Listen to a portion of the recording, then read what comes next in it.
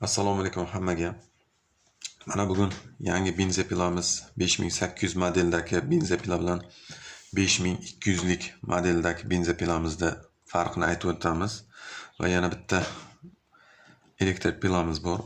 Shularda birma-bir farqini aytib o'tamiz. Bularning farqlari shu dvigatel bilan tashqi ko'rinishda farq qiladi. Mana bu benzepilamiz 5800 hisoblanadi, ya'ni katta benzepila hisoblanadi. Bu benzepilamiz bak jihatdan, kuzov jihatdan nimalari tashqi ko'rinishdan juda ham farq qiladi, ham kattaroq hisoblanadi 5200 dan. 5200 bilan 5800 da yonma-yon qo'ysak, shu 5800 lik benzepilamiz katta ko'rinishda bo'ladi. Bu benzepilamizda zavodnoy taraflari temir, ya'ni alyumin hisoblanadi. Plastmas emas. Bu tomoni temir hisoblanadi, ya'ni o'zi alyumin, duralmin temir biz hisoblaymiz. Bu taraf ham, mufta taraf ham, zavodnoy tarafi ham temir hisoblanadi. Tepa qismi bilan bak qismi plastmas hisoblanadi. Bu benzepilamizda ko'pchilik remontga olib borgan payti shu gilza porshini almashtiradi. Bir xili 5800 ga 5200 lik gilza porshini qo'yib bering deyshadi. Shunda bir xil ustalarimiz 5800 ga 5200 lik gilza porshini qo'yadi-yu, valiga e'tibor bermaydi yoki 5200 ga shu mana shu Aligon 5800 da gilza porshini qo'yadi. Bu holatda ko'p ishlamaydi. O'sha gilza porshini usti sinish holatiga olib keladi. Bu gilza porshimiz 5800 quvvatga ega hisoblanadi, ya'ni 5800 lik benzepilamiz deb hamma joyga aytilgan. Bu modelimiz Aligon hisoblanadi. Bu Aligon benzepilamiz rasxoti, misol uchun 5200 lik benzinimiz 1 litr benzin bilan harakatlansa, misol uchun faqat endi oddiy qilib tushuntirib o'tayotgan bo'lsam, 1 soatga o'nimiz 1 litr benzin yeydigan bo'lsa, bunimiz 1 soatga 2 litr benzin yeydi. Chunki 5800 lik motor bor, motorlari katta hisoblanadi. Keyin ko'pchilik benzepilani ishlatayotgan payti benzepilani ovozi bo'ladi. Shunda mana bu tormoz holatga tushib qolgan payti og'ir aynaladi, baribir o'shanga e'tibor bermaydi-da, ishlatadi. Agar 52 ga shu holat bo'lsa, mana bu tomon plastmassa taraf hisoblanadi. 52 benzepilamiz shu tarafda qizib tutab yopishib qoladi. Keyin mana bu sepimiz ham aylanmay qoladi. Muftani almashtirishga to'g'ri keladi. 5800 larda ham og'ir bo'ladi, lekin motorning hisobiga uncha bilinmaydi. Shuning uchun doim mana bu tormoz qismini o'zimiz tarafga tortilgan holatligini e'tibor berishimiz kerak. 5800 da 5200 dan farqi mana shu so'ska tarafda farq bo'ladi. Karburator tarafi, ya'ni so'skalik bo'ladi. Buni yoqishdan oldin ozroq kachat qilib olib, patstos tortib, start tepaga qilib, zavod qilsa tezroq yonadi. Endi 5200 da ko'rsatib o'taman.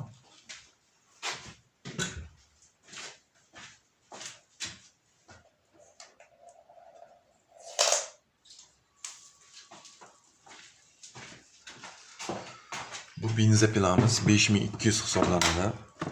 Bu 5200 benzepilamizning korpuslari plastmas.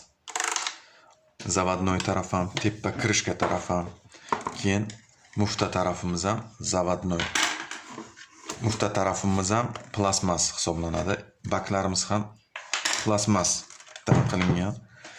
Bu benzepilamizning farqi, agar bu benzepilamizni gilza porshini charchagandan keyin 5800 lik gilza porshini qo'ysa bo'ladimi? Bo'ladi. Buning uchun boyna aytib o'tganimdek 58 gilza porshin qo'yilgandan keyin valga ham e'tibor berishimiz kerak. Ko'proq ustalarimiz 5800 da gilza porshinni qo'yadi-da, valga e'tibor bermaydi.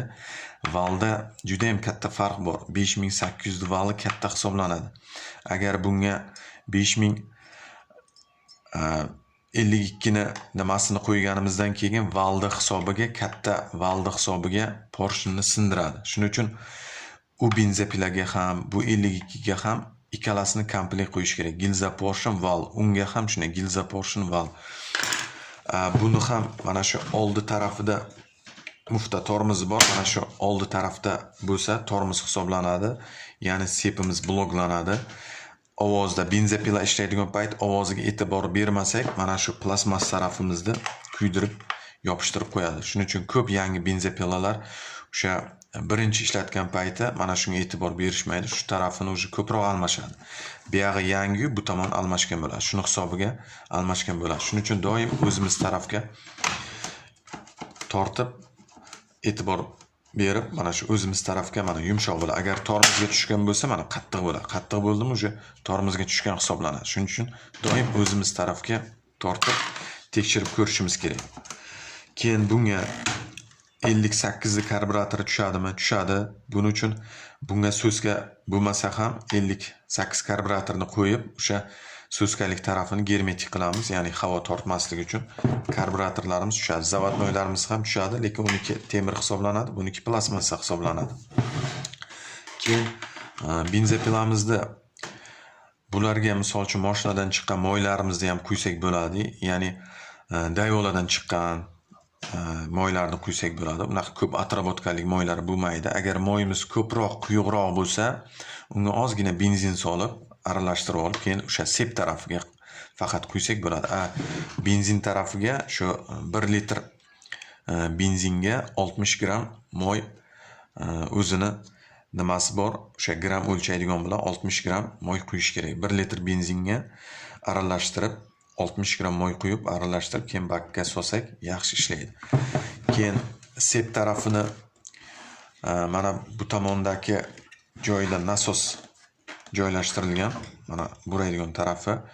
Agar zavodskoy holatda ozgina yarim buraladi bular, 360 gradus buralmaydi, yarim buraladi. Shuning uchun benzopilani birinchi o'ttinga urmasdan benzopilani ozroq qizdirib olgandan keyin o'zini xalos hodiga bir devolgan, uzoqroq tutgan holatda benzopilani ishlatishimiz kerak. Bu benzopilamiz aynalgandan keyin moy beryaptimi yo'qmi, shunga e'tibor berishimiz kerak. Agar moy bermayotgan bo'lsa, mana bu past tarafda kraynigi bor. Shu kraynigi yarim buraladi. Shu yarim buralgandan keyin yana zavodnoyda misol uchun o'chgan holatda buni buradingiz, yongan holatda buni buradingiz, buni farqi yo'q. Faqat yongan holatda sep harakatda bo'lgan payti bu moy beradi. O'sha moyimizni, ya'ni zavodit bo'lgan payti tekshirib olishimiz kerak.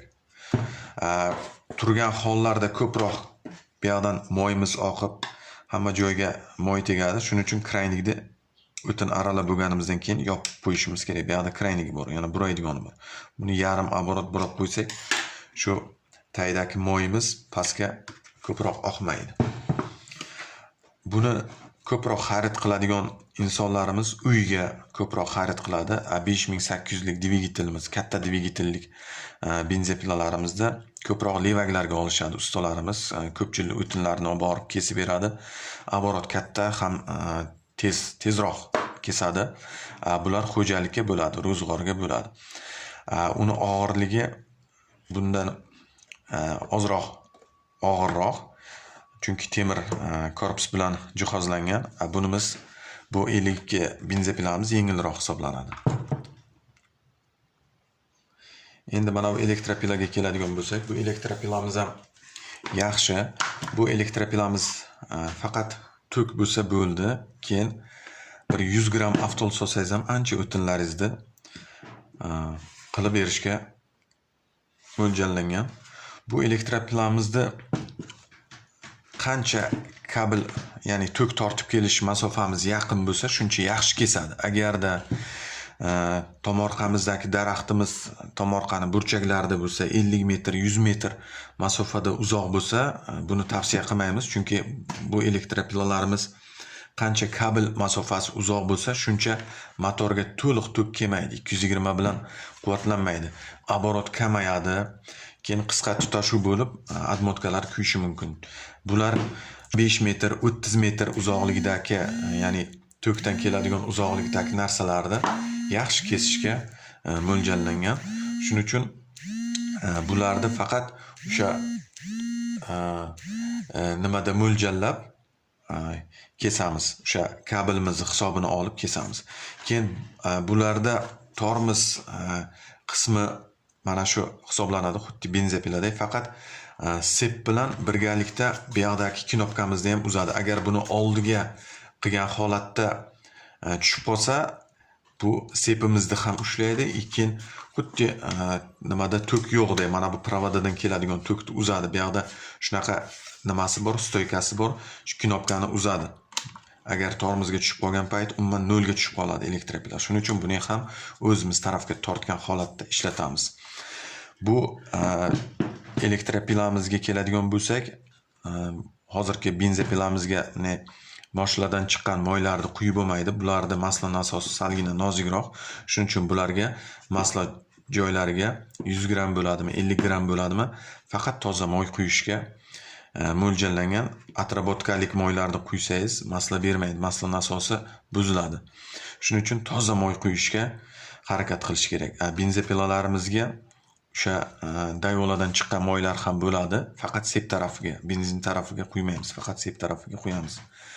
Bu elektropilalarimiz daraxtlarda shoxiga ham chiqib, shoxlarni butalashga ham juda qulay mo'ljallangan, ham bir qo'l bilan ham ishlasa bo'ladi, yengil. Faqat mana shu tok tarafdan hisobga olasizlar. Tokimiz qancha uzun bo'lsa, bularda quvvat оборот kamayadi. Shuning uchun iloji bo'lsa 25 metr, 30 metr joylarga shu elektropilamizni tavsiya qilamiz. Undan uzog'iga benzopila bilan kesishni tavsiya qilamiz. Chunki elektropilalarimizda admotka qismi qancha tok kam kelsa, qizib ishlaydi, оборот ham kam bo'ladi. Masalan, oddiy daraxtni ham qiynalib kesadi. Shuning uchun kamroq joyga mo'ljallangan daraxtlarga kabel tortib olib borib kesgan maqsadga muvofiq bo'ladi. Hammaga rahmat, sog' bo'linglar.